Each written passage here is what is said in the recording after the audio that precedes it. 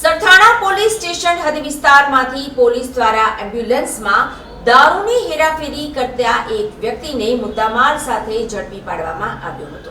સુરત સહિત ગુજરાતમાં દારૂબંધી છે, પરંતુ દારૂ ઘુસાડવા અને વેચાણ કરવા માટે બુટલેગરો અવનવા કિમિયા અપનાવતા હોય છે। ત્યારે બુટલેગરોનો નવો કિમિયો સામે આવ્યો છે, જેમાં તેણે પોલીસથી બચવા એમ્બ્યુલન્સમાં દારૂની હેરાફેરી કરી હતી। સરથાણા પોલીસ દ્વારા એમ્બ્યુલન્સનું ચેકિંગ કરવામાં આવ્યું અને તેમાંથી દારૂની બોટલો મળી આવતા પોલીસ પણ ચોંકી ઉઠી હતી। એમ્બ્યુલન્સમાં દારૂની હેરાફેરી કરવામાં આવતી હતી।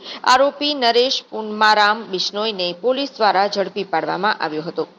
પોલીસ દ્વારા એમ્બ્યુલન્સમાંથી કુલ 1,69,440નો દારૂનો મુદ્દામાલ કબજે કરવામાં આવ્યો હતો।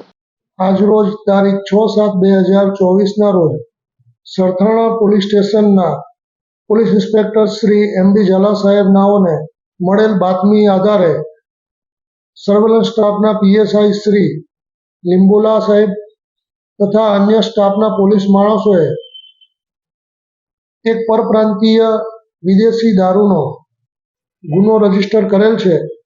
આ ગુનાના કામે આરોપી એમ્બ્યુલન્સ વાહનની અંદર ચોરખાનું બનાવી પરપ્રાંતીય દારૂની બોટલો રાખી કુલ મુદ્દામાલ 1,69,440 તથા તેની પાસેથી મળેલ મોબાઈલ જેની કિંમત ₹5,000 અને એમ્બ્યુલન્સની કિંમત સાથે કુલ કિંમત ₹8,74,440નો કુલ મુદ્દામાલ રિકવર કરવામાં આવેલ છે અને આ ગુનો રજીસ્ટર કરી આગળની તપાસ તજવીજ ચાલુ છે। આ ગુનાના કામે એક આરોપી નરેશ પુનારામ બિશ્નોઈ નાઓની ધોરણસર અટકાયત કરવામાં આવેલ છે।